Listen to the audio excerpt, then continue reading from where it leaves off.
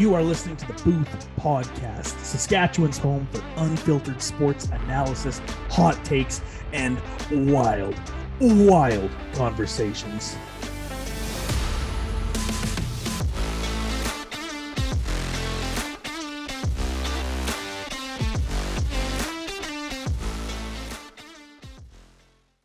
Readout Nation article. Riders get pooped. Sign Corey Johnson. Corey Poop Johnson and Marquand Ass-Crack McCall. If Ass-Crack catches we want them on, shitty boys in the slaughter box. Everyone's just like, oh, okay. You We know got what? ass crack versus poop. Let's go.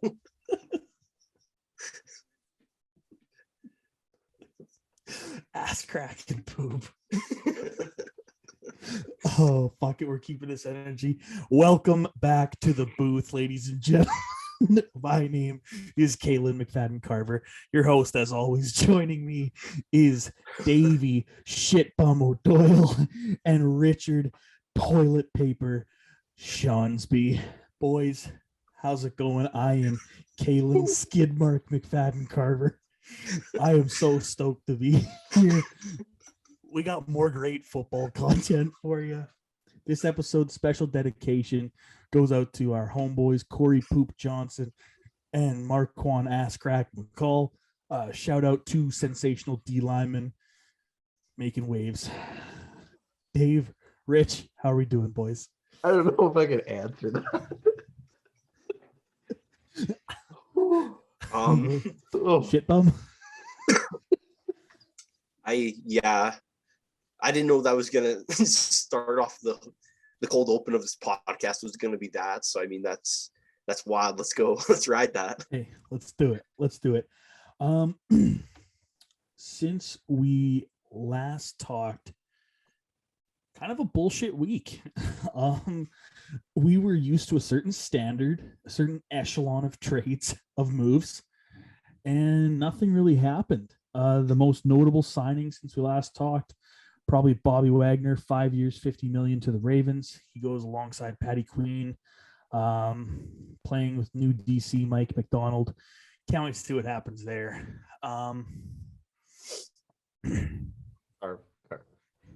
Yeah, so we can't lie forever.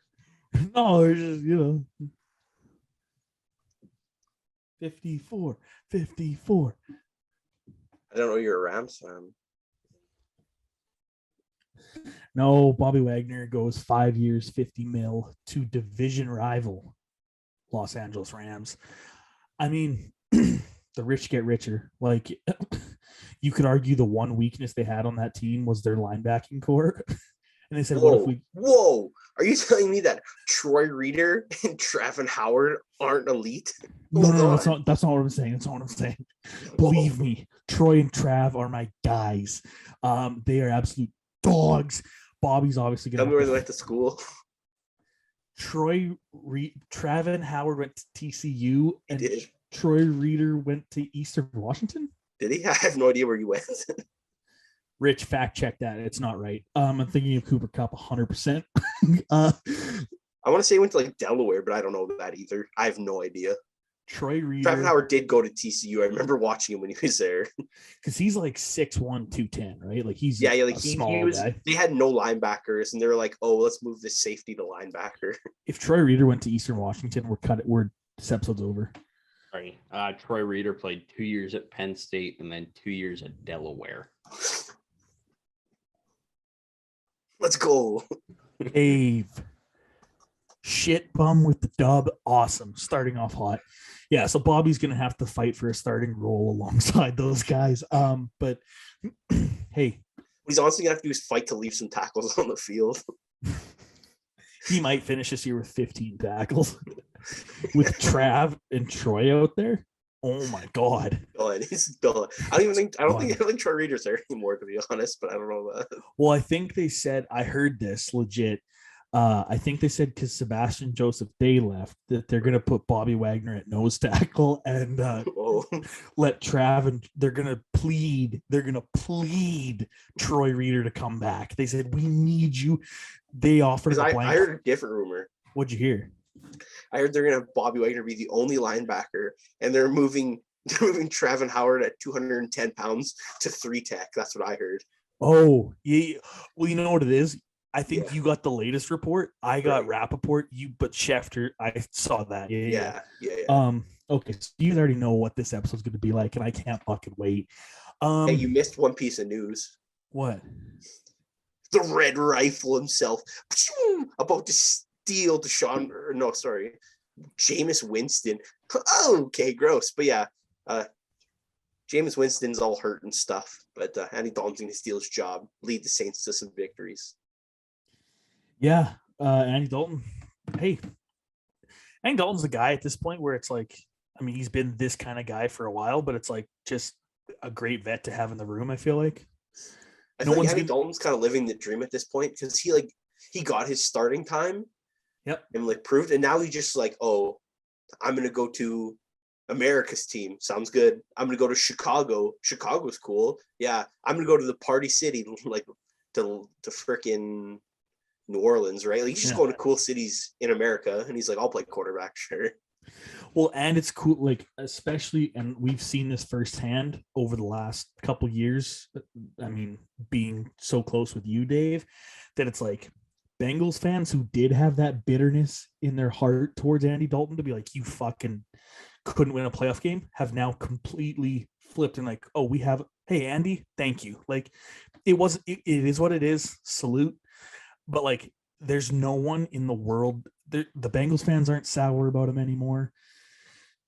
And there's zero expectations when Andy Dalton steps on the field that they're like, okay, here we go. That's funny you mentioned that because like I was watching the 2013 Bengals did Hard Knocks, so I watched a couple episodes this week, and like you can even tell like James Harrison. That's the year that James Harrison, the one season he played for the Bengals. Yep. And you can just tell by the way he looks at Andy Dalton. He's like, man, this guy stinks. Like he doesn't believe in him at all. You can tell. I mean, darn, that's a tough look. But so, I mean, everybody else like, hey, Andy, that's our guy. And then you see James Harrison just like, whatever. Like this guy's nothing. I'm like, oh, darn, huh? Yeah, I mean, but yes, Andy Dalton now playing football in the Big Easy down in New Orleans. Good for him. You know what? We're just going to hop right into it, boys. We have a couple segments this week, a couple things planned. First off, we have decided that we are going to go through every division, all 8 divisions, and we are going to rank, we're going to predict the season-ending standings for within all of those divisions. Of course, we still have the draft. We still have cuts. There could still be more trades. We got guys like Honey Badger, Tyrann Mathieu still out there. And I'm sure other guys are still out there. Big free agents. So there still could be a lot of news here. But are you boys ready? I Captain. I can't hear you.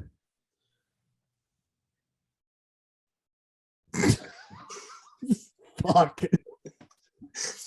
All right, let's fuck this poop I just want to make up. you look like a fool, and it worked. Well, guess what? I didn't need your help to look like a fool. I already look like one. Face. Okay. Do you guys have a preference where to start? One of the 8 divisions would be good. Okay. All right. So we're going to go with the Metropolitan of the NHL. We are going to start with eeny, meeny, miny NFC North, Rich, just because I saw the Randy Moss back there. Okay. How do we want to do this? And again, this is why you guys listen. You think that we're going to pre-plan this? Start at 4. It's easier just to start at 4. We probably all agree for most who's 4. Green. Aaron Devontae's good. Yeah, it's shit. I'm Jared Goff. for all the real talk of Poop McCall or Poop Oh, Johnson. I guess put your hand up if you agree that it's Detroit. Yeah, 100% Detroit. Oh, I don't think so. think it's Detroit. I don't. If you say Minnesota, I'm leaving. I'm not. If No, you I say think it's Chicago, I think it's Chicago. Yeah. Wow. Who do they have on their That's- D line? Akeem Nobody. Hicks. Roquan Smith is good. They don't have a first round pick. Roquan's good still. I mean, Eddie Jackson's decent. Hopefully, the Johnson's field a takes a dog. step, but they lost a lot of their offensive linemen. Who do they have at receiver at this point? Like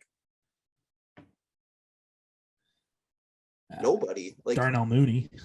I Great. love Darnell Mooney. Yeah, I mean, it's not. I'm not gonna. It's stunning because you hear like Detroit's not gonna finish last, and it's like that's. What do you mean it's Detroit? But I'm not gonna sit here and. those guys, they played so hard for Dan Campbell. They were so close, way closer than the Bears were to the games they lost, and they're about to get a ton of draft picks. Like I They do think have two Detroit is first going to round rise picks. up. Detroit's about to rise up and finish third because that's rising for them. In my opinion, Chicago's finishing last. I don't think Hey. I can see where you're coming from. I don't think in my head I can move Detroit I out of can't. last place. I can't because, and like, I don't get me wrong, everything you're saying is 100% true. The only thing for me is like, okay, yeah, Dan Campbell's guys played hard. Do you know who else played hard? The 0-8 Bantam Falcons. We played real hard. Okay. We finished 0-8, but we played hard. I'm not saying that Chicago's a powerhouse, but they won games. I don't know. So They have do a you new guys? coach too. Year one with a new coach, right? I'm I'm saying, hey, like I totally think that in the realm of possibility that Detroit could finish last, but in my mind, I think Chicago is going to finish last. That's all. So I think so we both agree those are the bottom two Yeah, easily. yeah. So I do you hope guys? Chicago finishes last. To be fair, I would love that. Oh yeah. Okay, so I think we can agree that Detroit and Chicago, wherever you want them, it's not like one of them's going to finish 12 wins and one's 2. It might Be just like- be a couple game difference. One's getting 6 wins, one's getting 3 wins. That's what's happening. 100%. One's finishing only 4 games below 500, and one's finishing 1 game above winless. Like that's Like I can honestly see them both having 5 wins and the Lions having the Tiebreaker. edge, right? You know what I mean? yeah, Like, exactly, 100%. Okay, so moving up.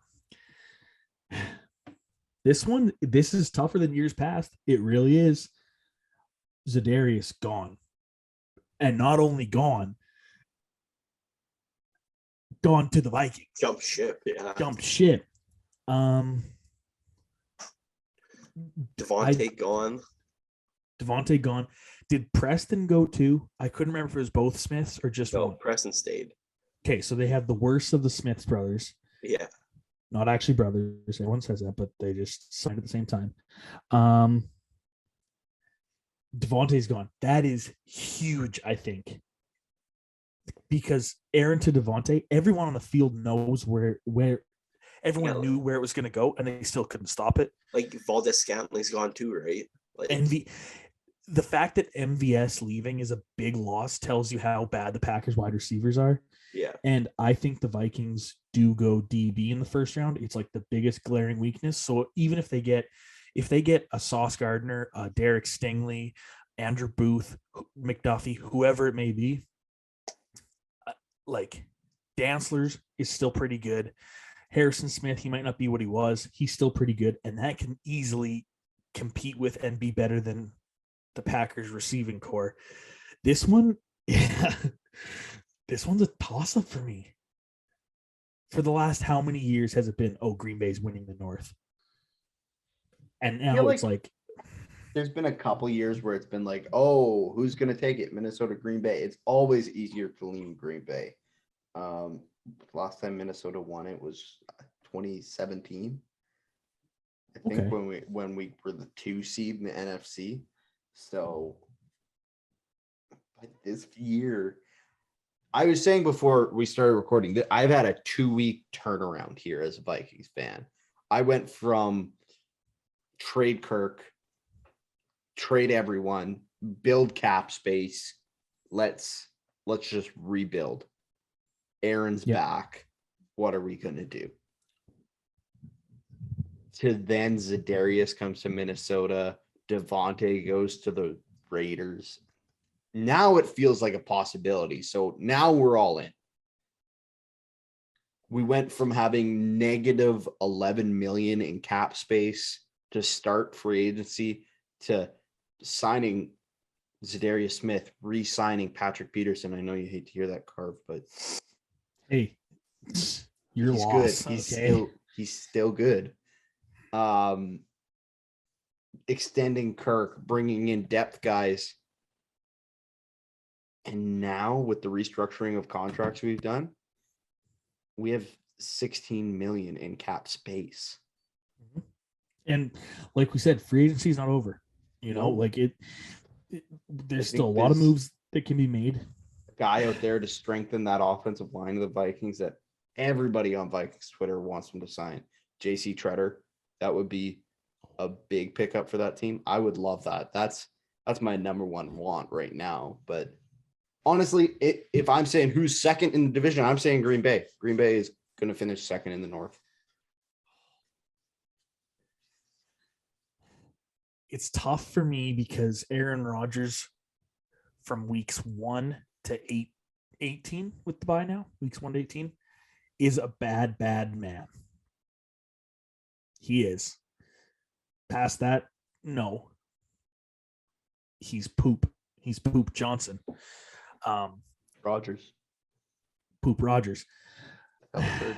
But you know what, Rich? Maybe it's just the purple on you. Maybe it's just Randy Moss in the rafters now. I think I'm with you. I think I'm going Vikings are winning the North this year. Dave, are we crazy? Is Rich being a homer and am I just drinking the Kool-Aid? Here's the thing, man. Because I know how you feel about Green Bay, so your opinion is like I trust it. Here's the thing is I almost want to try to save credibility in case LaFleur and Aaron Rodgers just come and duke us all and like, hey, who do you think we are? Who do you think this is? But the last playoff game that Rodgers played when he had guys down and out and stuff, the only guy he threw to was Devontae Adams. And Devontae Adams isn't there. Are they going to actually, do we trust them to draft receivers? Do we actually trust them to draft receivers? Besides one, maybe It draft would one. not shock me if they didn't even take one in the first round. You know what I mean? Like, do we actually trust them though? I Because, don't. I don't. You can trust them to power up that O line, and if they just become a power zone team, like run scheme, that's good. You have the backs. You have Dylan, and you have Aaron Jones. Shoot, now I talked myself into it. Now that I convinced myself, like, hey, you can make that work with those running backs. Shoot. Because I was just gonna jump hard on the Vikings, but like, hey man, there's a lot of good teams that run the ball and really make a living out of it as long as their quarterback is safe with it. And if we know one thing about Aaron Rodgers, is that guy's safe with the ball. I'll say Green Bay's finishing first, but I don't even really believe it. You know what I mean? Yep, absolutely. I just want to say there's another team in that division that has a quarterback that's safe with the ball and who runs the ball a lot. Well, one of them's a 2-time MVP. One of them's Kirk Cousins. So 4-time. Sorry, 2-time back-to-back. Not to mention his other two. Yeah. There we go. You know those Yeah, others do as well. Hey, I truly think the Vikings might because they have an easier schedule as well. But I'm just gonna play it safe. Yeah. You know I'm cheering for the Vikings. You know I'm cheering for the Vikings. Yeah. Speaking of easier schedule too, I know we probably don't want to get too much into this. Green Bay has to play LA Rams and the Bucks, whereas we have to play instead of those two games, the Colts and the Saints instead of the Rams and the Bucks. I'll take that any day. This is the first division, and the top two and the bottom two. Fuck this. Okay, my final from 4-1, and then we'll go Detroit, Chicago, Green Bay, Minnesota. Right there with you. Exact same for me. Chicago, Chicago, Detroit, Minnesota, Green Bay. Yeah. Okay. Okay, so I guess just going down the compass here, we will go to the NFC East. Fuck. This is. Okay. So number 4, I think we actually can all agree with this one. Number 4 is the New York Giants. Well, I was going to say the Commanders. No. Oh, Carson, no. They're finishing number 1 in the league. It definitely New York, yeah. New York, because hey, I love Tyrod Taylor, Super Bowl champion Tyrod Taylor. He'll always have a place in my heart. And I think he's been fucked over a couple times in this league, notoriously. He's been stabbed by his own team. He never bitched. He didn't say a word. He got stabbed by his own team in the, not just like through the hand or, accidentally nicked. His lung was punctured by his team. And he said, hey, let's go to work. I don't think that he'll be able to bring that Giants team to prominence. And Danny Dimes has turned it over like twice a game since he's entered the league. So raise your hand if the Giants are 4. Yeah. Raise it. Oh, yeah. Okay. Giants are 4th. When we're done, I have a take about this division though. But when we're finished, Like finished talking about the division? yeah. Okay. Right at the I end, thought we're you ranking them. I have a take about the division. I meant off the air, and I was like, well, No, just say it now. No. Okay. This is where it does actually get tough. 3rd. Because I don't want to say it. Then don't say it. Yeah. It's going to be the Commanders. They're going to be 3rd in this No, division. I just don't. I don't want to hurt Jalen Hurts' feelings. Oh, come on. One team. No, I'm going Commanders here. I'm going Eagles. I'm actually going Eagles. Can we switch the division? They showed exactly they weren't a playoff team last year. I don't think they're going to do better next season. I think every team in that division is better than they were last year. And even with those draft picks, I think the Eagles are the same.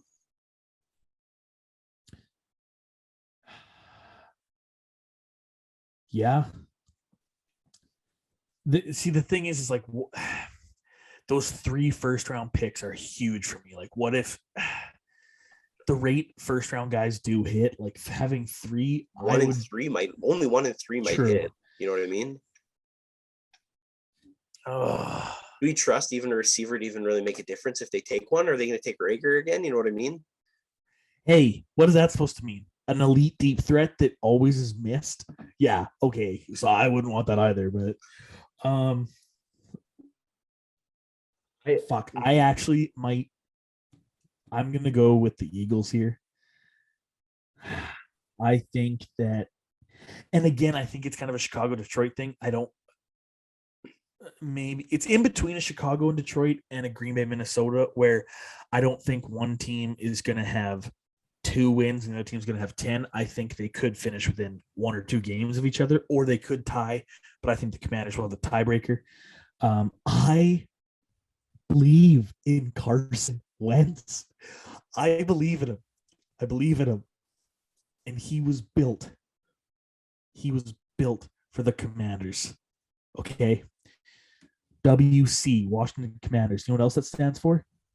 With Carson. You know what else it stands for? World champions. Okay. Carson Wentz. I believe that. So I guess my standings would be Giants, Eagles, Commanders, Dallas. I'm going to put the Commanders at 3. Like I said, I don't have faith in Carson Wentz. I think you traded out a running game you can fall back on to Antonio Gibson, and he's decent, but he's not Jonathan Taylor. He's going to throw more of those nasty picks.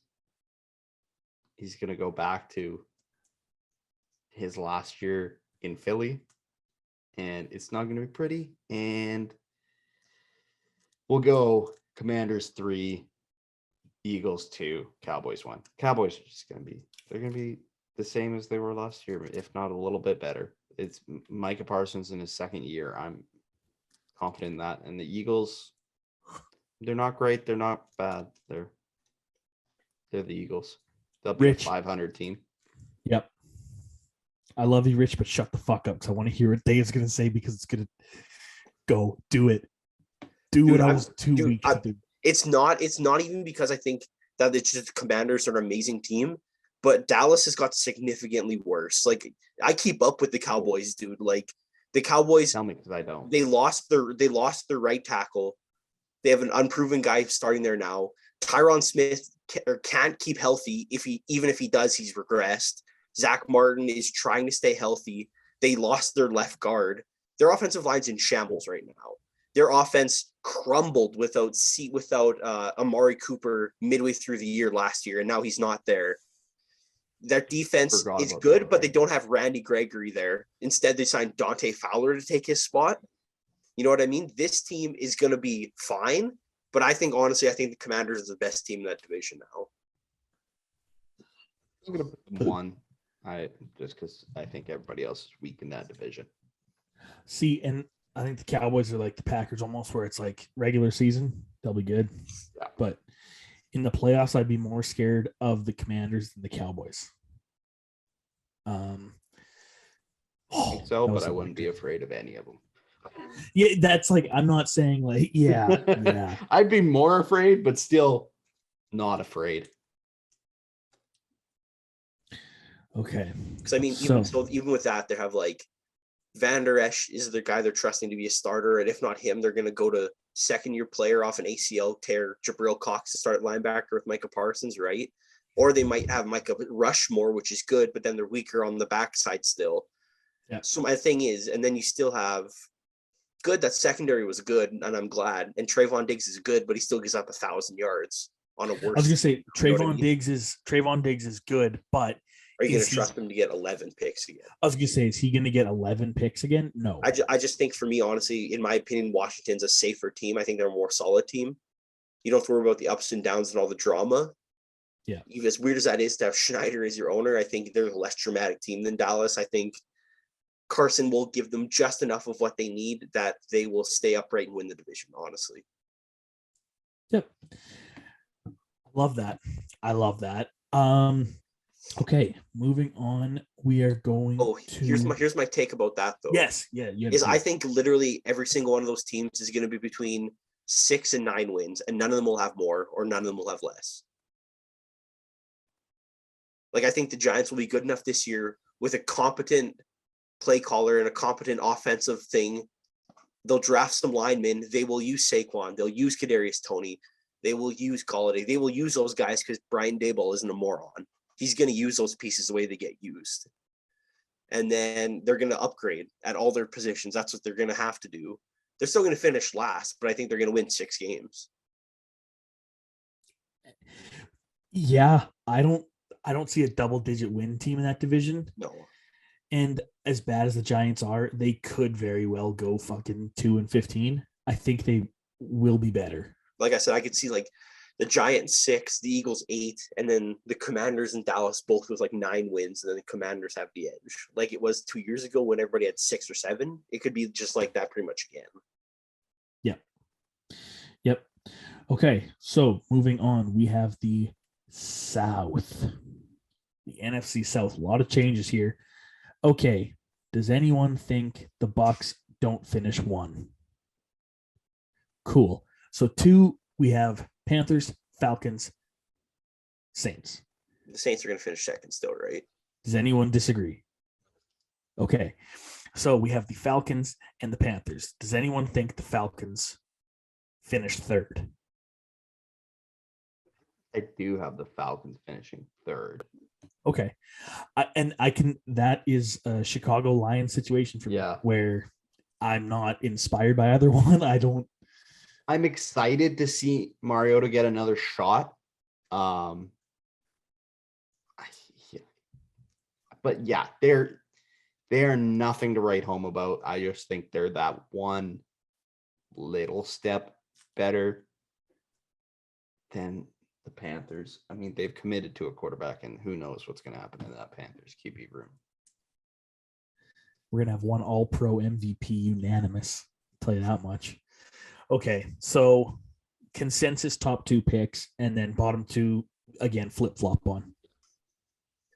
Yeah, that division is not very exciting. It's Tom Brady, No. and then it's the Saints being competent organization, and then it's some mix of the Falcons and the Panthers being goofs, right?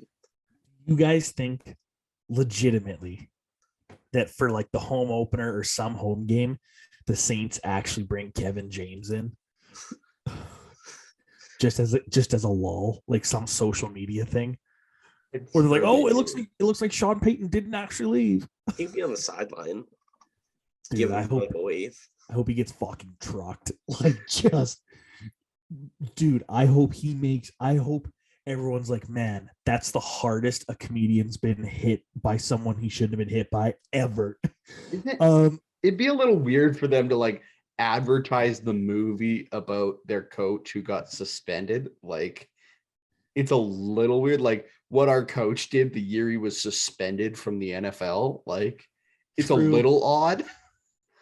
True. Yeah. They'd be like, we don't really want to promote that. Okay, yeah. It's I like just what thought- about Deshaun Watson and it's him trying to get massage appointments, and everybody says no. But he doesn't stop at that. He won't take no for an answer. He won't take no for it. That's the inspirational line of the trailer. Okay.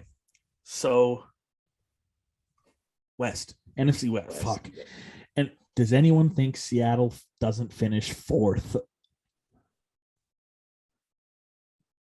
Yeah. Fuck me, did Seattle get bad? Honestly, Fuck me. Seattle might finish last in the league. I think we're really going to see how valuable Russ was and how valuable Bobby Wagner was to the defense. And Seattle already had a terrible defense with the best linebacker in the last 5 years, 10 years. Kuechly was in there. Like, okay, so take that piece out. You have a defensive end middle linebacker playing safety. You have, now that Carlos Dunlap is gone, no pass rush. And KJ Wright left last year. Bobby Wagner's gone this year. So that's what, 350 tackles Like I to said, whoever. Jordan Brooks is good, but they're asking him Jordan a lot Brooks. of Jordan Brooks, dude. They're asking a lot of Jordan Brooks to be ready. Hey, you had a few years with KJ Wright and Bobby Wagner. Okay, cool. Yeah. Hey, kid, this is your defense. Kyle, name the second corner on Seattle. Come on, man, you're clowning me. No, I have no idea who it is. Dude, I legit was, my first thought was Byron Maxwell. And I was like, wait, that was like 7 years ago. Yeah, dude, I have no idea. Like I said, I probably only know like 4 players on their whole defense. Do they still have,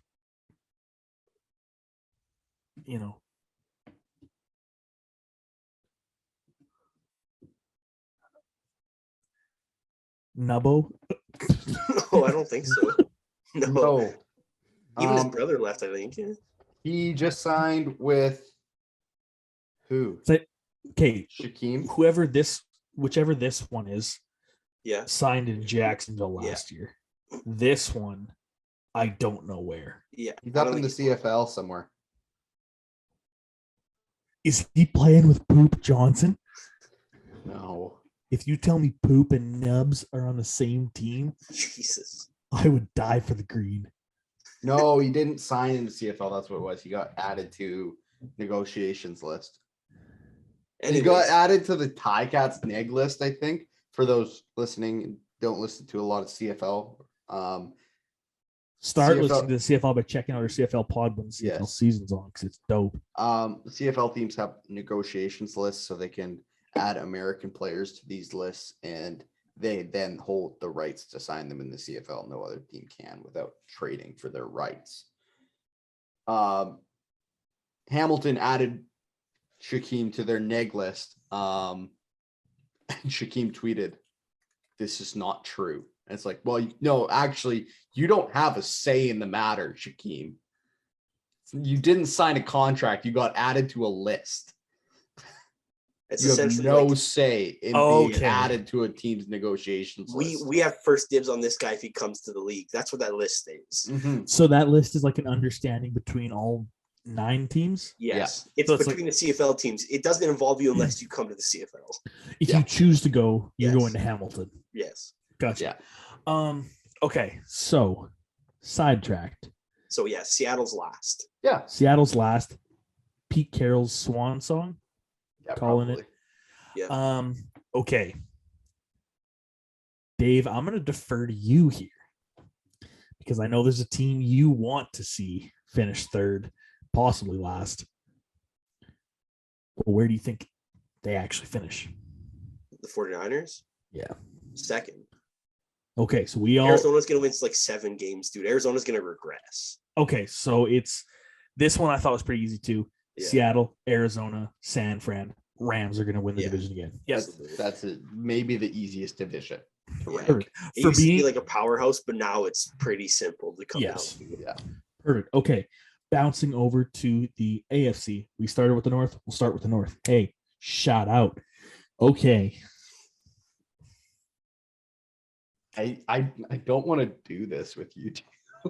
I don't want I'm to. okay with the top 2 because I know who the top 2 are. I don't We know all if know I who the top 2 do are. know who the This is top I- 2 are. I think it's absolutely unbelievable that we're about to see 2 0-17 teams in the same division. In the same year, let alone the same division. One team's already done it. One team has a history of winning and rape. They're not gonna Now there's they're 2 gonna teams. tie in it. they're gonna tie their 2 games against each other though. Oh, fuck. So So they're they'll gonna go be like 0-15 0 and 2. 15 and 2 each. Yeah. 0-15 and 2 each. Okay. Yeah. Okay. So Rich, you might want to take over. You might want to just jump in at any point here because I Okay, don't see this here, stopping. I'll take over your responsibilities for this division. So we'll start with 4. Does anybody disagree that Pittsburgh is the 4th team in this division? Not I. I wanted to somehow make a case for it to be Cleveland, but their roster's way better than Pittsburgh. Yeah. No, it's to be Pittsburgh. Yeah. Exactly. You guys are both saying Cleveland here, I assume. At 3, you guys are saying what's Cleveland. changed in their division? What's changed for them? Okay, I mean, they got Amari Cooper, which is good. They got a Yep. quarterback, which probably won't play, or if he does, the fans will hate him, and the coaching staff will have to manage it, and the drama will still be there that they had last year with OBJ. Regardless of how you look at it, this team won 8 games last year, and they were more stable than they are now. So, Rich, because we talked about it last episode.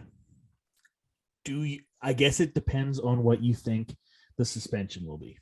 And that's where I put them at 3rd because I believe Deshaun Watson is going to be suspended for 6 games.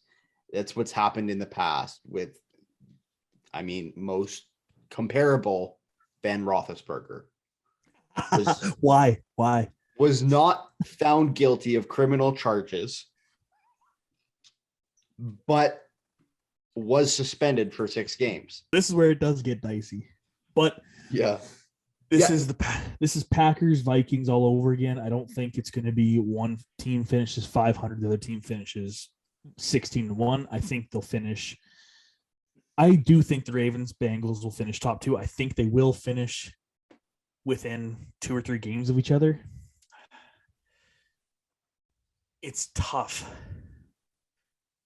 And I'm operating under the assumption we can't get as injured as we did last year. We can't. That's not real if it The is. assumption for every team should be you don't expect to be riddled with 18 injuries. Could you imagine if we did this? We had to say, okay, I think this player is going to be injured. I sometimes think about that. I'm like, how do I predict this? Because we know in the league, somebody's going to tear their ACL. Somebody's going to be done for the year. Somebody might lose their starting quarterback for the year. But you can't predict that shit. You know it's going to happen. You know it's going to happen to somebody. but you can't predict that when you're doing this shit. That's But we That's should the- start. We should do that. we should be the hey. That We next don't next follow episode, trends, we set we're 'em. gonna predict every injury in the league next That's season. actually hey, book it if you're listening. We're gonna predict next week. One of the segments we do, we're gonna predict an injury that happens during the season. I have one spicy prediction for it already. You have to save it. No teasers. You'll love it. You'll love it. Oh wait, I think I have a couple predictions too. They're tragic accidents too. Oh, my one's not an accident, but Oh, dude, mine just happened. Dude, the notification went away, but it just happened. Mine just happened. I'll tell you guys after, but I got the news report. I Okay. think when it comes to 1-2 in this, I think no, you can't get as injured as last year, but I don't know if that's enough to top the Bengals here. I agree. I think one team went to the Super Bowl and their one glaring weakness just got filled. Yeah. Gratefully, that was terrible. Their one weakness just got filled really well. And then, yeah, we won't be as injured, but we still have a new DC. We have what's Rashad Bateman. He looked really good when he was back on the field. He looked like a consistent possession guy that we needed. Hollywood, Mark Andrews, we should see. I do think we finished top 2. I think we both make the playoffs. But yeah, I would say rape supporting franchise number 1, rape supporting franchise number 2, Ravens, Bengals. right. And I think the thing for me that it comes down to is the Bengals defense was good enough to carry them to a ship. And we have the exact same defense back with maybe a better corner and another rotating in tackle and a guy like why am I blanking on his name? Joseph Osai coming back. And Yeah, then we haven't seen him play yet. You saw what the Bengals did with a bottom 10 rush offense on the offensive line and the 21st pass blocking, right? We didn't even open up our whole playbook, and now we will. So, I mean, I'm excited for what the Bengals do. Like I said, I think they finish first as well. But like I said, I think the Ravens, especially with that 4th place schedule, or did they finish 4th? Yeah, they did. Yep. It's money, right? You're going to make the playoffs this year for sure. And then I will we'll see you guys there. I will say if for some reason Deshaun Watson does not get suspended, I have Cleveland finishing ahead of Baltimore, but I don't think that will happen. I think another big part of this for me is just keeping up with the Ravens and stuff. Lamar's betting on himself this year. Lamar has not signed a deal, and we're negotiating completely on Lamar's terms. And That's a little strange situation. I've been hearing about that. he doesn't have an agent. Him and his mom are negotiating his contract. We're going on his terms. He's come out and said, I want to be a Raven for life. But I legitimately believe, and from Jeremiah was on Rich Eisen's show saying this and stuff, and just keeping up with them and stuff, he hasn't stopped working. And I understand, the NFL player has stopped working. Yeah, everyone does. This guy was a unanimous MVP 2 seasons ago. He regressed a bit from his MVP season the year after, and last year he was out for 6 games. This year he's going to get paid. He's going to get a ridiculous sum of money. He wants to capitalize on it. I think he's going to leave it all out on the field. And he always does, but you guys know what I'm saying. And also, let's not forget, Mitch Trubisky. I don't even want to say his name because that is just On Watson. Who's their backup? Kaiser? No, Case they Keenum. just Is they it Keenum signed still? somebody though. Oh, who'd they just sign? I thought Keenum left. Didn't he? Jacoby Brissett. Oh, percent. Yeah. Yeah. Yeah. And then Not Lamar. terrible. Not terrible. No. Not great. What is terrible is the actions of their starter. And then Allegedly. Lamar Joe Burrow. So feels good to get that out. And it feels good. And Reese, I'm sorry that this is gonna, it feels good that I'm not the minority vocal party on this. Like, it's not me having to spew toxicity trying to fight you guys. It's you have to be the voice of reason sometimes, because we could fill a whole show with just crazy stuff that's all true. Like, me and Dave hear this, it doesn't get publicized because they have a lot of money, they don't want it out, but a lot of the stuff we hear is legit. You guys hear a lot of news stories that I've never heard. A lot, I know. Well, that's because I have an ear in Gene Haslam's office. I don't know if you guys know that, but I do. I got you. Yeah. Carve. Did I hear that you know somebody in the Rooney Circle? Yeah. I know someone that, like, he runs in the same circle as the Rooneys. Right. And also, like, I have one of those, I have a cup Yeah. and then a string to Pittsburgh. Right. And then a cup. Yeah. So, like, the vibrations. Right. But then also I have a guy in the Rooney Circle who says, "Oh my God, like, I can't believe that they're all taking turns kicking dogs as far as they can. Like, it's crazy." Fucked up stuff. You guys don't want to hear about it. So, like, honestly, me and Dave this is like, we're doing our part for society by having to hear all of it. Because, like, you don't want to hear. We're the filter. We're the filter for you guys. We're absorbing all this. We're with here. We go, "Oh my, no! I have a headache again." They straight up went to a homeless shelter and started burning stacks of hundreds. No, that's, oh my God. We don't want to. We need to move on. This will never stop. I've been in this scenario a lot of times, and the stories will only get worse and worse. The worst part is it does get worse year by year. Think about like both of those teams could finish 0-17, and we'd be like, "Dude, did you hear what happened?" Because those teams are crook. We could both win our division games against those two teams 50-0, and be like, "Man, did you hear how fucking corrupt they are?" The first year me and Dave were friends, it was like, "Man, I hate those guys. I can't wait to beat them. I really hope we can." They have some good players though, and now it's evolved to this. Moving on, we have the AFC East. Yep. Okay. Bills number 1. Yeah. Okay. The AFC is so tough, but I think the Bills might be number 1 in the AFC. I think so. Yeah. They weren't last year, right? Because they lost to the Titans on that weird Monday night. They were 3 last year or whatever. Yeah, because Josh Allen slipped on a QB sneak. Okay, this is interesting. Number 2. What are your guys' thoughts? I think 2, 3, and 4 are just so far away from 1 in the division. Like, I think if anything, the Patriots, they've regressed from their number 2 spot.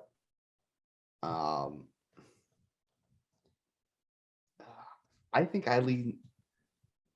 Oh, do I lean I don't know. I think I lean Miami. You're going with Limp Dick. I know I'm going with Limp Dick. But it could be hard. Maybe he gets hard this season. Fins up, if you know what I'm saying. Yeah. His penis. So the Patriots lost JC Jackson. On offense, did they really do anything else? They lost Shaq Mason. That's huge. That's still such a weird trade. He was one of the best guards in the league, and he got traded for a 5th. Yeah, they lost both their guards because Karras was their other guard, and he's in Cincinnati now too, right? So I legit might be inclined to say the Dolphins finished second too. I'm gonna say the Dolphins finished second, and it's nothing to do with the Dolphins. It's all to do with the Patriots. Yep. The only reason I give pause with that is because I don't know what the Dolphins defense is going to be. And that's because they built their thing to do that Flores, Bill Belichick light defense, and now they have all the pieces that were there, and they don't have that guy to run that defense, right? So I don't know if the Dolphins defense is going to be anymore. I'm concerned about it. I think their offense is going to be much improved, but it still is Tua at the helm, so I don't know. Honestly, I'm gonna just play it safe and say the Patriots 2, Dolphins 3, Jets 4. But I wouldn't be surprised at all if the Dolphins absolutely smack around the Patriots. Yeah. So you're going okay. Yeah, I'm going Bills. Yep. Oh, Jets are finishing 4th. Yeah. Yeah. Okay. I'm going Bills, Dolphins, then Bills, then Jets. Yeah, I'm gonna go with the same car. Okay. So AFC South. Titans number 1. Because I don't think so. I think the Colts finish number 1. This is the one that I have the most trouble with in the entire league, is between the Colts and the Titans, who's finishing 1 in this one. I'm finishing 1 because I think Derrick Henry is an absolute freak of nature. One of the best running backs we've ever seen. Top 20 all time, I'd probably say. But he's closer to 30 than he is, his younger days, coming off of a foot injury, a severe foot injury. That's tough for any position, but for running back, that is tough. I still think he'll be a 1,500-yard, 1,400-yard rusher, but I think the jig's finally up with Ryan Tannehill. I think with Derrick Henry not being an MVP candidate level, and now Julio's gone, AJ Brown, absolute dog beast. But talking about predicting injuries, that's a guy that's questionable every week. He's always battling something because he's so physical. I think the Colts, yes, it's another bridge quarterback. It's another, that meme of the guy putting, Flex Seal on the water. It's another one of those. Matt Ryan is not the future. He's there. He's good though. He's good. He's good. They went from absolute reckless, dominant commander last year to, hey, Matty Ice. I'm not saying he's going to be an MVP candidate like he was, but that's a vet. He put up good numbers with having only Kyle Pitts to throw to last year. Exactly. And Russell Gage, I guess, but whatever. And I'm not saying T.Y. Hilton is still T.Y. Hilton of old, but I think T.Y. Hilton is better than Russell Gage today. And again, don't get it twisted. I'm not saying they're the same player, but what's Michael Pittman? Michael Pittman is a taller, muscular, go up and get him kind of guy. He's kind of like a Julio. He's kind of that same type of receiver Matt Ryan's used to throwing with him. And not to mention, you have the guy in the backfield. Best running back in football, Jonathan Taylor. So I know it's long-winded, Colts 1, Titans 2. I'm going to flip them. I'm going to still say that the Titans are number 1. I think you're going to have Derrick Henry back. This was a team that went 6-3 without Derrick Henry. With just Ryan Tannehill. I don't have a lot of confidence in Tannehill either, but I have enough to put them as number 1 coming off of a number 1 seed season. Fuck you. No. Fuck you. Okay. And hey, yeah, they were the number 1 seed in football last year. They're not scrubs. Tannehill, I think, is, but that's just how I've always felt. Dave, your thoughts? Really torn because there's some holes on the Colts O-line now. The receiver's a little bit shaky, but so are the Titans receivers. The O-line's a little bit worse for the Titans as well. I think the Titans, both the D-lines are pretty good. The linebackers are far better for the Colts, but I think the secondary is a little bit better for the Titans. So I don't really know. I trust both of those coaches. It's tough. And then it comes down to quarterback and running back. Both have elite backs. Then it just comes down to quarterback, right? And then honestly, it's Matt Ryan. So I'll go with the Colts, but I don't feel comfortable about it really. But I'll go Colts. It's going to be a fun division to watch all year. This Yeah. is going to be fun down to the end. Absolutely. And speaking of the end, we have the bottom two teams. Head ball coach is now gone. So you can't discount what last year was, but this is almost the way I'm looking at it. Trevor Lawrence's rookie season. He has a real NFL coach. And I think a good NFL coach, a Super Bowl winning NFL coach. James Robinson will probably be back at some point. He tore his Achilles late in the year, but I think he'll be back. Even so, Travis Etienne gets his start too, right? Exactly. His rookie season, a guy who's played with Clemson. And notoriously, whether it's for good or bad, the Jags took the Patriots strategy of last year and just fucking spent money on day one of free agency and got everyone. They closed their eyes, loaded the clip, and fired. And they got a lot of pieces. Whether they're good, I don't know, but they got them. So now Trevor Lawrence has Brandon Scherf, pretty big pickup, is on the older side, but still he was a great guard last year.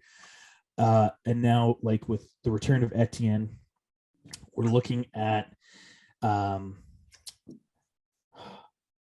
Shenault, Christian Kirk, Zay Jones. DJ Chark did leave, which I think is a big loss. I think he's a great receiver. I do. Zay Jones, Dan Arnold at tight end, and Evan Ingram. Yeah. So he has a bunch of like B+ to C pieces. I think Jags finished third. Houston finishes fourth. I agree with that. I think so too. I think when you look at that, lots of maybe mediocre pieces like that. I think you saw him play a lot like that at Clemson. Clemson, other than like for the past, I don't know, 6 years and discounting last year, is not a good school. They're still in the ACC. It's not a great division. They don't get the top recruits like the SEC does. So he wasn't playing with the best of the best in college. He wasn't in the SEC, and he was winning national championships. I think with a not best of the best crew in the NFL, he can get third in a division. Yeah, I think he can find a way to beat Lovie Smith's feared Texans to get third. Yeah, I agree. So that brings us to the last division on the list, the AFC West. And hey, I didn't even plan this, but maybe the most talked about division this offseason, because there have been the most moves to this division. Russell Wilson, Khalil Mack, Devontae Adams, JC Jackson, Randy Gregory, probably more guys. MVS, he fucking does not belong in that tier of guys, but he also went to this division. Okay. I feel like this is one where we might have the most variation. It could be. I still don't know what I'm doing. Okay, so I'm just gonna throw this out here. Okay. Yeah. Raiders 4. Yeah. Is that unanimous? I think it's for me. Dave looks like he's questioning. I don't have any of the 4 spots set. I don't. Okay. Neither do I, but we have to, as much as I want to just sit here and have us all think about it, we do have to provide content. So let's talk this out. Actually, you know what? Fuck it. Let's have 5 minutes of dead air and don't cut it. We had 2 minutes there for CJ Uzama. So Yeah. 5 minutes while we all figure out the division. I'm gonna go Raiders 4th. I think you add Devontae, but I still don't think it's enough. I think it's a weird move to add Devontae a little bit. Like, obviously he's the best Fresno receiver, State. Yep. best receiver in football, but you're not in a position to win this division right now. So why spend all your money on one guy? Well, and that's the argument where it's like, if you're the Raiders, in terms of the NFL, you don't have a bad roster.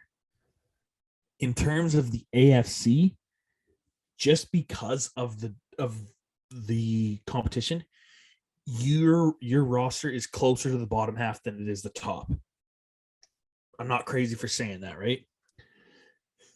And then the AFC West, your roster is the worst. And it's like that. It sucks because if the Raiders were in the NFC, I think they would be a 4 seed, or That's what I was just gonna say. They would be the 4 seed behind the Bucks, the Rams, and the Packers. Yeah, Maybe and Minnesota. I had Minnesota winning the division, so I could say Minnesota. yeah, but like in that range, Yeah, you move them to the AFC, and it's like it sucks. But the situation you're in with this brand new stadium, a new city, rejuvenated franchise, you got your franchise guy, you have a star pass rusher. Your roster isn't close to the top tier in the AFC. And that sucks. It does, but that's just the fact of the matter. So it's weird to trade for a guy. And like I said, I understand the Fresno State connection, college teammates Carr and Devontae. That's awesome. That's great. I like Derek Carr. I like Derek Carr personally. Not that I fucking know either one personally, but I like him personally more than Aaron Rodgers. I would rather have Derek Carr on my team because I think Derek Carr isn't a fucking dink. But he's a step down from Aaron Rodgers. He is. And maybe a couple. But it's so weird to trade for Devontae and then make him the highest paid non-quarterback in NFL history. That's the weird part to me. I know that's what he wanted, but like you said, you're just because of the division and the conference, you're not in a position to win now. You're not. Fuck. Sell the team. Relocate. I came around. I have the Raiders at 4 as well. I think there's gaps on their interior defensive line. There's gaps on their O-line. And I think those gaps are now more than ever going to cost them, especially with the moves these other teams have made. So I'll put the Raiders at 4, right? You got a new coach, you need some time. I'll put the Raiders at 4. Okay. Now here's where it might all go to shit. Who do you guys have 3? I only have 1 and I have 4, and that's it. Okay. Well, that's a starting point. Yeah. I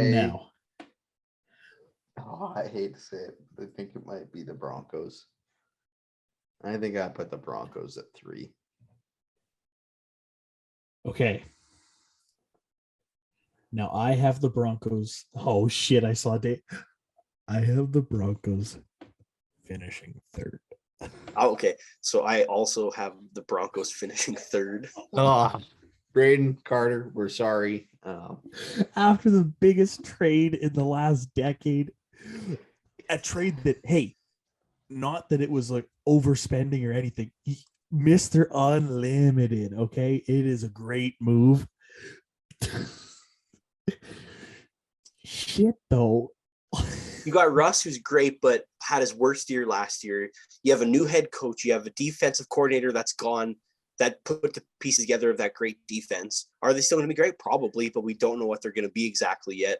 A new head coach who looks like he's a goof for all intents and purposes, but he might be good. Russ has to learn a new system. He has a new offensive line, better offensive line at least, but still not without a couple holes in it, right? I mean, now you need time to learn. You need time to learn these things, right? Yeah. And in my opinion, to clarify, I still think the Broncos are likely a double-digit win team. I still think they are a 10-win team at least. Like Russ, fresh start. Yes, his worst career year, but I think I'm not going to say, oh, that's all Seattle. No, he was fucking up too. Like, I think he wasn't the same after his finger blew up. I think he'll 10 games, right? But like you said, I do think there's an adjustment period. There is. And if you take a couple weeks to adjust early on, you drop a few, that's going to decide this division.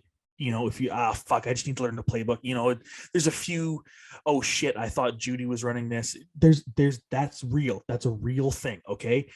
When Brady's first game with Tampa Bay, granted, we come to find out that Kev James' squad was just his kryptonite. But his first game in a Bucs uniform, people forget because he won the Super Bowl and it worked out. They got fucking dog walked by New Orleans. And this is Tom. Oh, it's a failure. No, it takes time. Tom Brady's the greatest player to ever do it. He's relentless studying, and he couldn't do it. It's going to take time. Okay, so bottom two are unanimous, and now here's where it flip-flops. My number one team in the division, and this fucking stabs my heart to say the Chiefs are still winning this division. I have the Chiefs at 1. Yep. I have the Los Angeles Chargers at number 1 in this division. And I could see it being a thing where it's a tiebreaker. Like I could, because Justin Herbert's a god, right? Like he's awesome. I think what will hold them back, and it was a guy that I defended. I had him as coach of the year. I defended him. I said, this guy Tell what he is. Guy. Tell what he is. You know what he is? He's a fucking scumbag traitor, is what he is. He's an absolute shitter. He's a dipshit. Let's be honest about it. Like, I don't have the same reason to hate him you do. I just don't think he's a very good coach. I just hate him because he let the Steelers in the playoffs. I'm not even there. I don't even. That's what it is. They got embarrassed by the Chiefs, which is funny. I don't love it, but whatever. But I think Brandon Staley's a dipshit. I think from what I heard, he's a know-it-all. He came in as a defensive coordinator, even though he's never played football before, and he came in and had an awful defense last year. That is your legacy right now. Yeah. Yeah, and then what did you do? You had Justin Herbert, you had Keenan Allen, you had Austin Eckler, you had Mike Williams, and you guys didn't make it over the Raiders, who had what? Hunter Renfrow? You're a dipshit. You have the best roster in this division, and it's not close, and he's still going to finish second. They're going to finish second in spite of Brandon Staley. Their roster on paper is a top 3 roster in the league, maybe the best. Their roster has no holes, basically, at this point. The roster has no holes. Right. None. Especially if they draft a right tackle. Yeah. Like in our mock draft, we have Penning going there. If Penning goes there, they have no holes. They have 0. Except for you could argue a little bit better at linebacker, and that's about it. And then you could argue their next biggest hole is head coach. I think that's already their biggest hole. Yeah, that's how good their roster is like, and that's why I had them 1. Is I just think that roster, it speaks for itself. It's good enough to win in spite of a bad head coach. And for that reason, I can understand that. I'm like, we saw what Burrow did, right? And you could not argue Cincinnati has a lot more holes than LA, but like Herbert is capable of doing that for sure. So I understand that. For me, it's just the continuity. Reed didn't leave, and Tyreek Hill left. Fuck off. Okay. As much as I hate to say this, Patrick Mahomes made Byron Pringle a 500-yard receiver. Byron Pringle shouldn't have been a 5-yard receiver. Okay. Is Tyreek Hill a big hit? 100%. Is Travis Kelce getting older? 100%. Is McCole Hardman not as good as Tyreek Hill? 100%. Do they have holes on the defense? 100%. Are they losing Tyrann Mathieu? 100%. Does it fucking matter? Nope. If they get somebody to fill in Tyreek's speed spot, like someone sufficiently fast, not like obviously you probably can't replace 1-for-1 his speed at this point, but how long did he have left anyways to be this fast? If they have somebody to open up over the top like that, they got better for this. Because I mean, Honey Badger's a great communicator, but I mean they got Justin Reed, who's an upgrade at skill at the safety spot. Faster, yep. The defense is still pretty much intact at the same positions if they don't upgrade at defensive end or at cornerback. If they get a guy like Garrett Wilson, if they trade up, that spot's filled on offense. They got better with a second receiver like Juju Smith-Schuster, unfortunately. They still have Patrick Mahomes, the best quarterback in the league. Sorry to say, but it is. They still have a young, great offensive line. They still have the smartest offensive scheming coach in the league. Nothing's changed. The Chiefs are going to finish first. And let's be honest. Do you guys all remember last year when Patrick Mahomes was broken and the Chiefs were broken and they were fourth place in the AFC West and then they finished with the 2 seed? That's real. So if they're in contention for the top spot in the AFC West, like forget the AFC. If they're in contention for their division, you don't think that they'll find a way to win the games they need to? If they were fourth and Mahomes had 10 picks in the middle of the season and they were broken and Jackson Mahomes was a fuck up and his fiance was an absolute bitch and there was just controversy and oh my God, the dynasty's over. It's over. That team's falling apart. And then they roll the Steelers.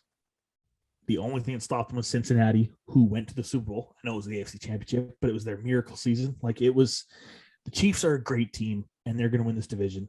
But dude, I trust the Chiefs with Mahomes at the helm. That offensive line, as good as it is, with Andy Reid scheming it up. If those guys became a run first team, with like Ronald Jones and Daryl Williams and Clyde Edwards-Helaire, if they became a run scheme, I would still pick them to finish first. And their one over the top threat was Travis Kelce. I would still pick them to finish first. Hey, let's not forget the other over the top threat, MVS. Well, I forgot that guy's there. He is there. So MVS and McCole Hardman. I'm not saying they're game breakers. Juju. I'm not saying they're game breakers, but I think if you give a guy like Andy Reid enough semi-decent playmakers, he'll go on his whiteboard and just start fucking drawing circles and squiggles, and he'll find a way. You know those annoying little screen passes to Kelce that are so fucking annoying to watch? They're not going anywhere. They're still going to win. Again, I think the Broncos, Chargers, Chiefs could all win and probably will all win double-digit games. I think they'll all be in the playoffs, but Raiders, Broncos, Chargers, Chiefs. And Rich, you have Raiders, Broncos, Chiefs, Chargers. Me and Dave are the same. Yeah. Okay. Hey, we did it. We did it. 8 divisions up, 8 divisions down, knocked him out. That's going to be the end of the episode. Just kidding. We have another segment for you, boys. This one is maybe more stressful because it sucks having to look at a college kid that we all at one point envied and wanted to be and dreamed of being, and openly saying, I think and predict he's going to fucking fail at his dreams. But that's what we're doing. Okay. We got hey, hello, Division I elite athlete. I think you're a dud. Hey, coming from 3 failed high school football players in a small town in the least populated province in Western Canada.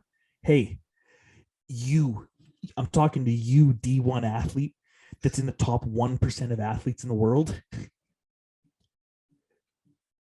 Boo. You fucking suck. Yes. So no landing spot. No draft has not happened yet, obviously. We are going to make it's not a hope. I don't hope for bad NFL players. I don't want to watch a bad product. Our prediction for the one guy in the draft who is going to pop. You could say he is our pre-draft stud. We're bringing it back. And then one guy who is fucking brutal. Maybe the worst player we've ever seen. Absolute garbage. Dud. And we did have a talk before the show started. A little, hey, not much pre-planning. When we say dud or bust, we justify it. Justify what level, yeah. Exactly. If we say a guy who is projected to be an all-star top elite pick and he ends up becoming a role player, bust. Now, if we pick a player that was going in the 5th round and he ends up becoming that same productive role player, that's not a bust. That's he exceeded or hit expectations. Okay. Rich, start us off. And they say you got to give the good news first. And let's be honest, the bad news is always funner second. So, Rich, who is your stud from this class pre-draft? I watched a lot of this guy in college, obviously. I'm going with the homer pick here. I'm going to go offensive lineman Kenyon Green from Texas A&M. I think this guy's solid. I think the offensive line was the highlight of this Texas A&M team for the past 2 years, when they've been there challenging for a spot in the college football playoff. And Kenyon Green was an anchor of that. They allowed in 2020, I think the offensive line allowed 0.7 sacks per game. Like, this was a good offensive line. It made guys on this team look better than they are. But yeah, Kenyon Green, he's gonna have a Third boy Isaiah Spiller. Sorry. whoa. Sorry, go on. Go on. Whoa. Uncalled for. That was uncalled for. No, yeah, I think he's going to be a solid player. I think he could go in the first round. I think maybe he's a little more suited to a second round pick. I think there's expectations of this guy to be a good offensive lineman for a team within the next 2 years. So I think he can definitely exceed or match those expectations. Yeah, I think Yeah. I think the thing about Kenyon Green that's good too is he has that versatility. He's played tackle and guard. Yeah. You know what I mean? He anchors down quick when he's getting bull rushed, right? He's so solid. And teams, especially in the first round, are looking for that upside where you can stick him on 4 spots on the line instead of just one, right? So I wouldn't be surprised to see him go in the early 20s, right, of the first round. I think if he does fall out of the first round, he's just that much more of a hit. Like, you're getting a easy first round talent, and it's just that we live in a time of it seems like everyone except for us three is a freak athlete. So okay, Dave, your stud, your hit, who's the guy for you pre-draft? I mean, to go along with one of the big strengths of this draft, another offensive lineman, I'm picking Trevor Penning out of Northern Iowa. Just a big, bad mauler, just physical, right? Football's a physical game, and this guy is physical, will put you in the dirt.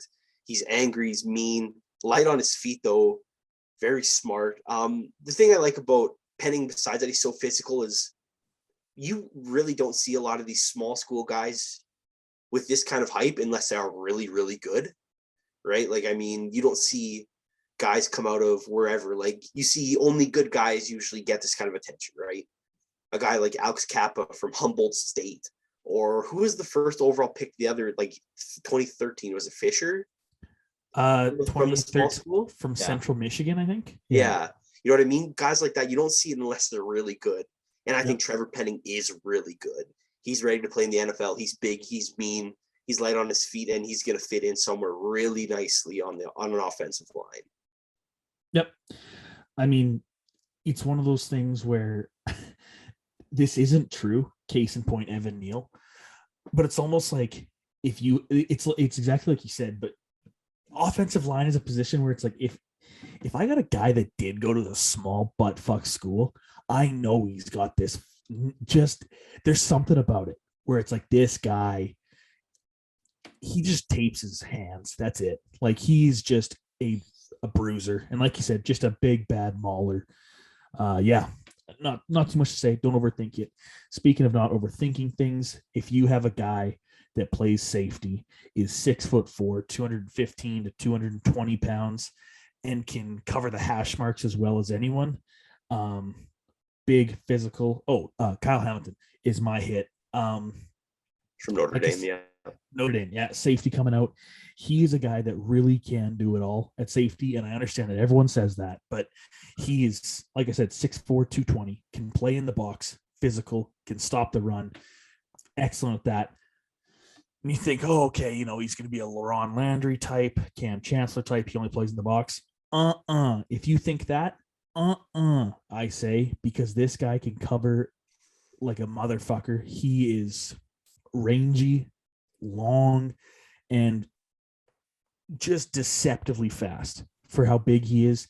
He can absolutely cover in between the hash, outside the numbers, man to man, zone, play the box. He can do it all. And I think he's getting all this buzz. I just think, don't overthink this. He is a freak safety, and he is going to be an absolute sensation at the next level, whoever gets him.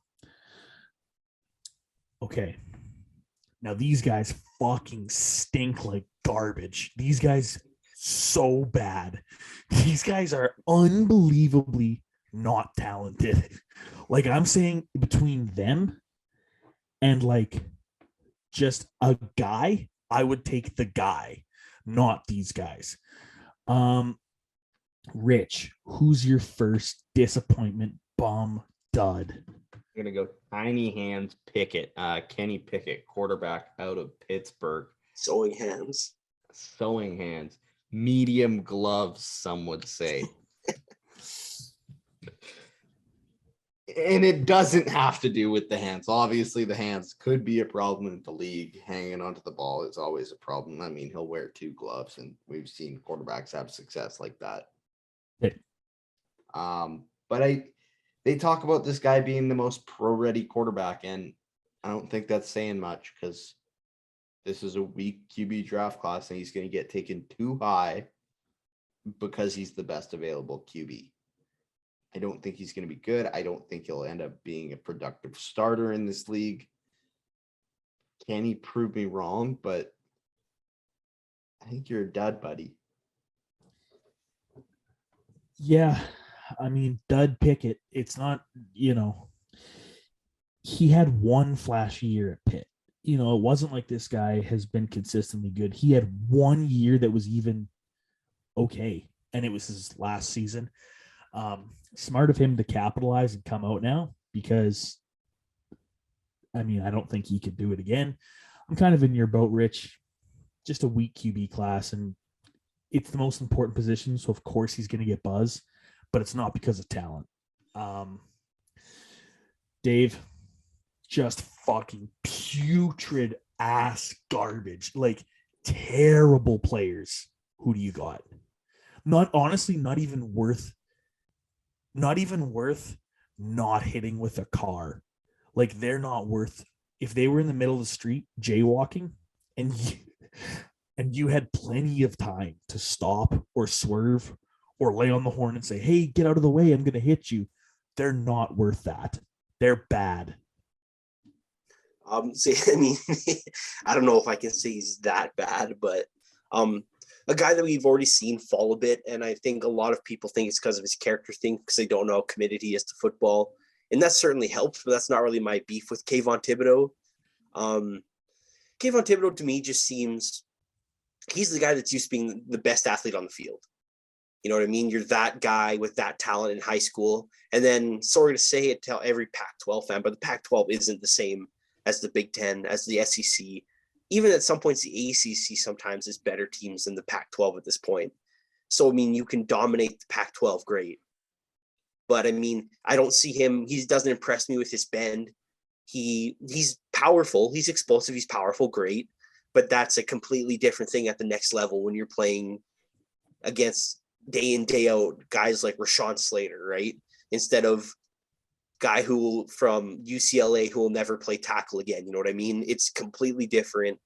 And his attitude problems are something that you start to see adjust anyways. I think mix that in with all of the stuff. For me, I don't see Kayvon Thibodeau panning out the way people think he will. Maybe he's going to be a guy who gets 6 sacks a season, and that's cool. But people are talking about Thibodeau as possibly still in the top 5. And I just don't see it with Kayvon Thibodeau at all. No, I agree with you. And for me, the attitude concern and like that, lack of drive and stuff, it's a concern in the sense like if he isn't the most athletic player on his roster and he has that attitude, coaches aren't going to sit there and try and make you love the game. Like, that's not their job. No, this is the pros now. This isn't college, right? Yeah. Yep. But speaking of highly touted defensive ends that we don't think will pan out, I am going with Aiden Hutchinson. Now, this is why I clarified in the beginning. I don't think he will necessarily be a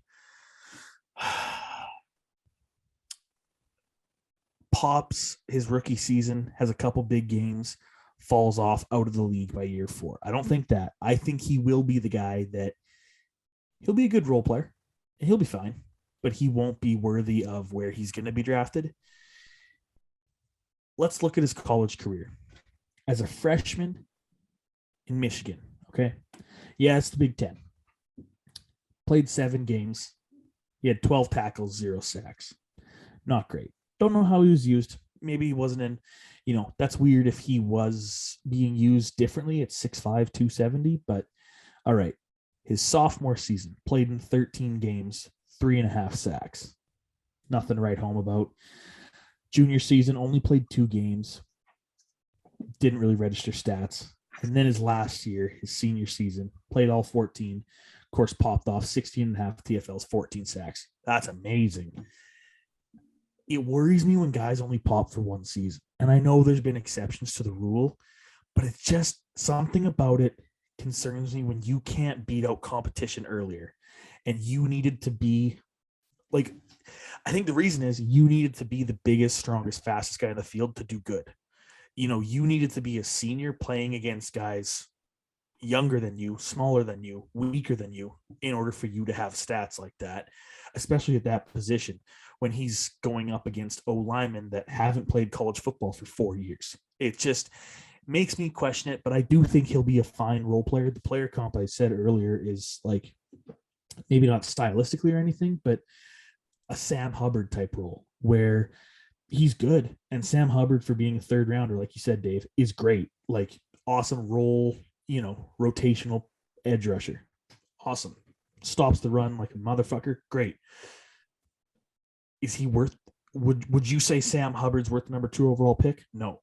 And that's what I think he's going to pan out to be. Again, hope I'm wrong. I hope he's the feel-good story for Detroit. I hope he gets drafted there and everyone just loves him and he is a 15 sack a season guy. I just don't think he will be. My question for you, Carv, is do you think, this is just now comparing the 2 guys we picked because they were these top 2 elite edge guys. Do you think that Kayvon Thibodeau, in your opinion, is going to be better than Aiden Hutchinson? Will he work more, do you think, or no? I think Thibodeau, I guess I'm going to answer your question with a question. I think Thibodeau will have a higher peak. I think Thibodeau could get 10, 12, 14 sacks one season and really pop and be a freak. I think it won't last. Whereas I think Hutchinson might be a 7, 8 sack a year guy. It varies, but I think he'll have a decade-long career or however long. But I think Thibodeau will be definitely more ups and downs where it's like, which version are we getting? And I think Hutchinson's more consistent, but not as explosive. I almost think that too. And I guess that's the question is what do you value more, right? Because I can almost see Thibodeau struggling and then maybe year like 3 and 4, he does well. And then that's as good as he ever does. And then he's done. Whereas Aiden Hutchinson might be on the rise and then he'll stay at that good against the run, good scheme fit, 7 sacks a year, right? But I'd rather have that for a decade than have 2 good seasons out of Kayvon Thibodeau, right? And that's my worry about Kayvon Thibodeau. Absolutely. I agree 100%. And the thing that I meant to say this when I was making my points is like, it's hard to knock a guy, but and I'm not trying to get ahead of myself or sound cocky, but Baltimore has had a history of great defenses. We can all agree. The Ravens always have a decent defense. Last year, notwithstanding, with 405 injuries. So I'm willing to bet that Mike McDonald as a DC is going to hit. okay, so Aiden Hutchinson played with an NFL defensive coordinator. Aiden Hutchinson, pre-Achilles tear, had another probably first-round defensive end alongside of him. And that's not saying that's the only reason he had his 14 sack season. But a big part of it, he popped that last year because everything came together. But let's not forget, we all saw him in the playoffs. He got bullied by some SEC tackles. And, I don't think the NFL tackles are going to get easier. Could be wrong, but let's say he does go to Detroit, and now he's got David Bakhtiari, he's got Brian O'Neill, Christian Darrisaw, Penei Sewell, Charles Leno Sr., no, Junior, sorry, I thought he was his dad. And it's not going to get easier for him. So I don't know, but hope they all work out. Actually, I don't, dude. I kind of like to make fun of guys. Like, I hope most of the class works out, but I hope there's like a couple Laquan Treadwells in there that just fucking suck. Sorry for the drive-by. He was the first. What the hell, man?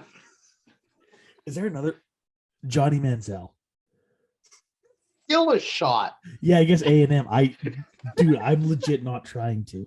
Okay. Top eeny, meeny, miny, Christian Ponder. I hate you. I'm sorry, Rich. I'm sorry. Hey, Mike Evans. That worked out good, didn't it? There we go. Von Miller. On Miller. Yeah. Okay. So for everybody, there's always a guy who's like Dante Fowler, right? Who gets, what was he, 5th overall, 3rd overall? Third overall, and like his average per year sacks is like 5, right? I remember I was hyped about him coming in because I love like lean, long edge rushers, and then he tore his Achilles in camp, and I was like, "Well, fuck." That's a blind spot that I have about pass rushers too. Is I almost like them just to be more solid, more bull rush strong. You can predict that. You can keep that. Whereas like those lean whatever ones, like those guys for whatever reason, they just like some of those guys just don't go right. Oh, for sure. I think for me, it's just like I love watching. I don't know what it is, but just seeing, I'm like, they're freaks. Like as much as I actually hate saying this and comparing them, they're just like spiders out there. Like they're just